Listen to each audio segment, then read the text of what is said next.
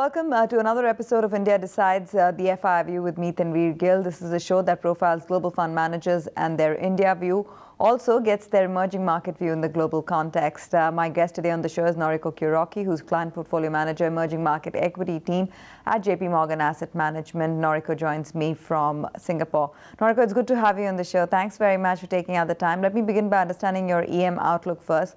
Now, emerging markets are currently trading at about 1.5 times price to book, which in your view, historically, has been a good entry point in EMs. The range, of course, being 1.5 times to 2.5 times on a price to book basis. Are you deploying more capital in emerging markets then at this point? I think, as you mentioned, that this is a good entry point for investors to get into emerging markets. The picture is still somewhat murky. We are not quite yet to see a clear bottoming out in earnings, but the value is definitely there. So our view is that this is a good time to gradually dip into emerging markets because we are hopeful that the long anticipated earnings recovery will gradually unfold in the second half. Sure, but Noriko, how are you mapping recovery in earnings with growth this year in the US disappointing, at least the Q1 numbers coming in worse than expected given the weather conditions there? There is, of course, the expectation that if the process gets delayed in the US, and you're going to look at that delay, trickle down for emerging markets as well. Yes.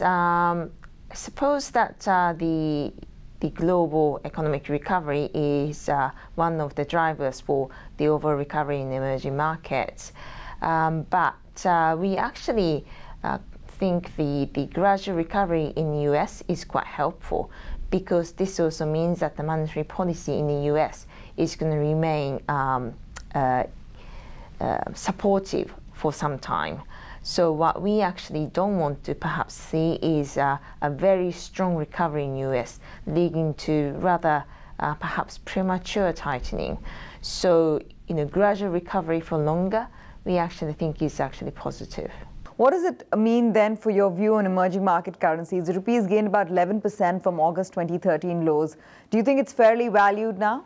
When we look at the EM currencies overall, we think the overall currency is fair to slightly cheap now.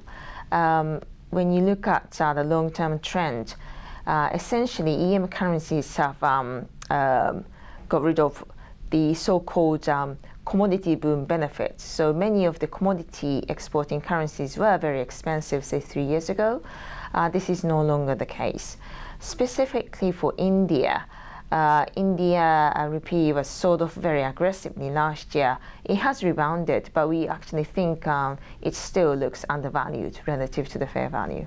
Where are you allocating more capital within emerging markets? What's your India weightage right now? Because most funds traditionally benchmark India to the MSCI, which is around 6%. That's where the average weightage is. And would you look at reviewing that weightage that you currently have on India post-elections? Yes, India has been a more favored market, especially post the sell-off. So we actually added to India during the post the sell-off in the third quarter last year. Currently, India is looking perhaps slightly more expensive than the EM average, but it still has a pretty good earnings momentum. So we are happy holders of the quality names we have in India. Have you changed allocations from defensives to cyclicals as a sector theme as well, or is the conviction still with the defensives? We actually been adding to discretionary names rather than staples within the consumer space, because when you look at valuations, staples have been quite expensive, discretionaries are cheap. Staples actually have underperformed to a degree over the past 12 months, but staples still look relatively expensive, so we actually favor discretionaries like auto names, for example. Right, then which sectors within cyclicals are you most bullish on at this point? So there are two sectors that we are positive. One is consumer discretionary, the other is IT. And here in India, we own some of the IT outsourcing names. It's not actually short-term core. We are long-term investors, and what we think is attractive is that this global IT outsourcing is a long-term trend, still at an early stage. So we expect these companies to deliver good earnings for a long period of time. Right. Before I talk about your India, we just wanted to get a sense of what your view is on the US right now. That the labor market is improving, but the overall workforce is under pressure. Q1 GDP numbers, like I just pointed out, were worse than what the Street was expecting. European equities have been doing well, but the recovery is still not clear in the region. How are funds, taking the whole EM versus DM trade forward? How are funds such as yourself viewing emerging markets in lieu of the rally in DM so far? First of all, on the US, the short-term data perhaps looks a bit disappointing, but we've been talking about this weather effect. So we need to look through, I think, second quarter numbers as well to see how strong the recovery is. As I mentioned previously, the gradual recovery in US is actually quite supportive for emerging markets because what we don't want to see is the repetition of the so-called tapering effect, i.e. Very aggressive tightening by the Fed. That's negative. So the gradual recovery in the US we think is intact, and we think that's actually a long-term positive. As for Europe, I think it's perhaps too optimistic to assume a European economy can stage a strong recovery over, the next, say, 3 to 6 months, because there are lots of structural problems in Europe. But the point is that many of the weaker economies are gradually moving from the negative growth rate into the positive territory. So that's a huge, change. And the stronger European economy is actually supporting some of the emerging markets, in Eastern Europe or even Turkey. So perhaps market was getting too excited about recovery. We saw pretty significant re-rating in European equities last year, but market never goes up in a straight line. There are always short-term ups and downs. So we think, again, here the gradual recovery is intact, and that's also actually supportive for equity markets globally. Right. Noriko, do you think emerging markets could see a cyclical rally in the second half of 2014, as was the expectation at the start of this year? That is subject to, I think, a couple of external factors. First of all, absence of negative news headlines. I don't have to mention about Russia and the Ukraine situation, because this has been a recurring theme pretty much every week. So if you don't have any significant negative headwinds, and if the long-awaited recovery in earnings, this becomes visible, that is a possibility. But our base case is we as a long-term investor, we want to be conservative. So our base case is that we are going to see gradual recovery in earnings. All right, let's discuss your India outlook then. What is the view on India compared to other emerging markets at this point? Yes, when we analyze companies, we look at 3 key criteria: economics, duration, and governance. And in India, we find a lot of high-quality names fitting into these economics, duration, and governance criteria, i.e. companies with high return on equity. Good duration meaning long, we can expect a long period of growth. And finally, governance, private sector management whose interest is aligned with the minority shareholders. So we like India from the bottom-up stock selection perspective, because we kind of find the kind of companies that we think are suitable for long-term investment. Looking at valuations, India has been always a more expensive market than the overall emerging markets. So it's a question of how much premium you want to pay for that quality. During the sell-off in third quarter last year, this premium has come to pretty much a negligible level. So we added to quite a number of names during this period. Since then, India has rebounded strongly, but we think that the valuation is not that stretched. So we are happy holders. Perhaps not the time to aggressively add like third quarter last year, but balancing the valuation and the quality, we think India is still a very attractive market for us. Noriko, on price to earnings and price to book, does India still look attractive given that price to earnings is about 15 times FI 15 earnings? You know, at the peak of 2009, India was at 22 times plus as far as PE multiples were concerned. I think it was a bit higher than that as well. Can the market post-election get re-rated to that extent? Yes, I think a lot perhaps depends on the actual outcome of the elections, because there are a lot of optimism out there. And we think it's always dangerous to so-called bet on elections, because you know, we can't really predict politics, and we think it's as an investor, our focus is more on companies' earnings and what will be the long-term growth that we can expect from a company, rather than betting on how many seats this party can get or the other. There are also sometimes rooms for disappointments when the expectations are too high. But having said that, if we can see a strong government out of this election with a clear reform agenda, perhaps some milestones, priorities clearly specified, that would be a very strong investment case for India, because as we all know, in India, there are lots of potentials: infrastructure, consumers, how to leverage on the demographic dividends. It's got very young and growing populations. So how to capture on these growth opportunities. There are plenty of opportunities.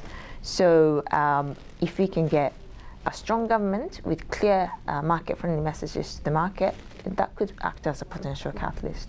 While there has been enough said about the improving macro situation in India, the big concern still remains inflation. And, that's coming on the back of the fact that now there is an expectation that if the monsoons don't work out as planned, then that could be a risk for food inflation, which is a key variable that the RBI is monitoring as far as their rate outlook is concerned. If that's the case, then will the expectation of growth revival get revised?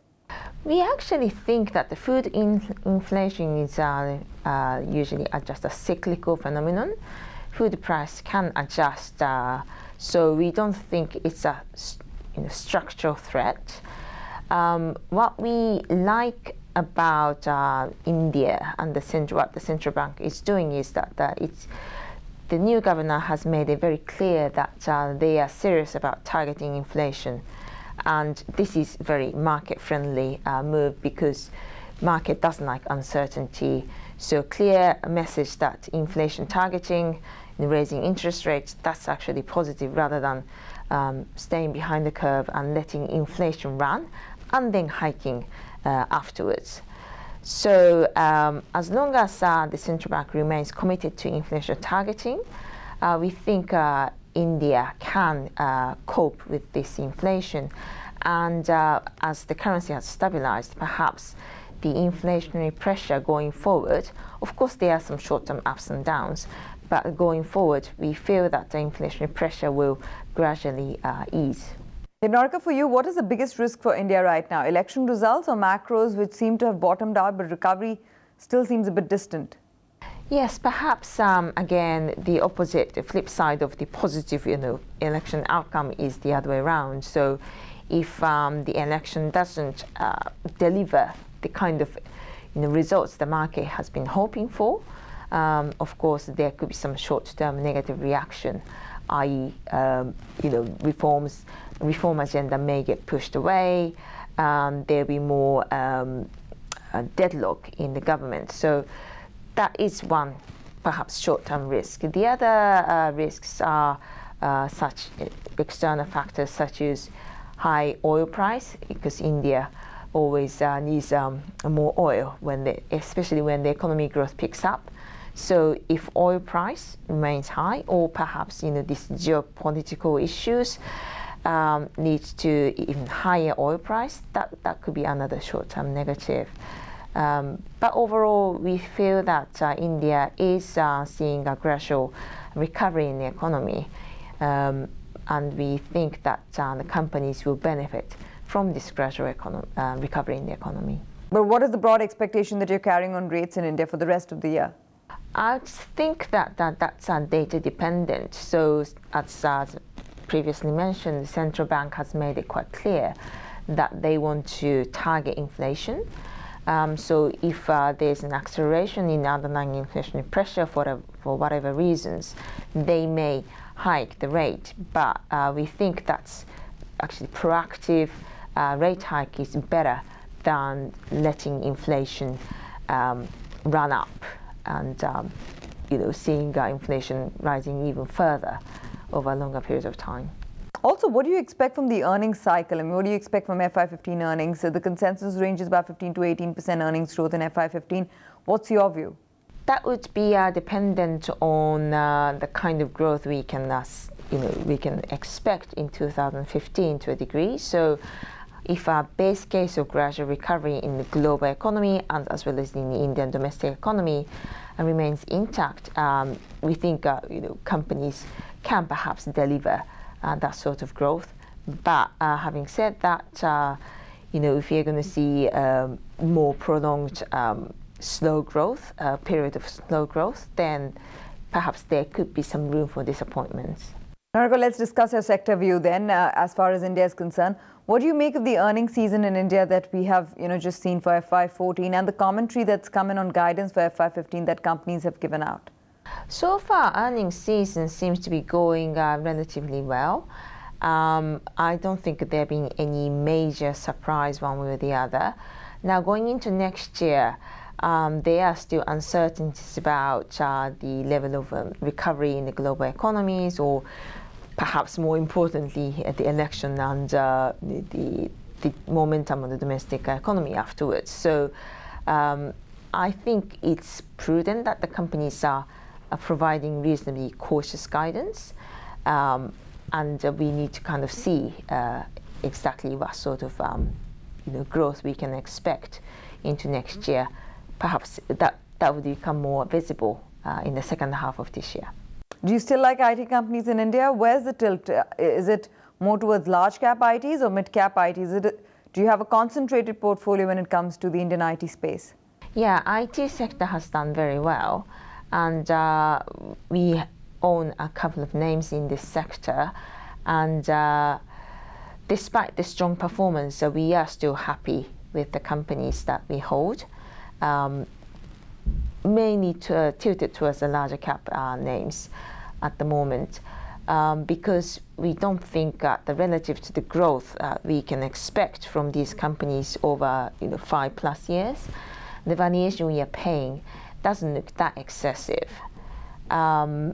If valuation becomes more stretched, perhaps we might start thinking about taking some profit. But for the time being, we are happy with the current valuations.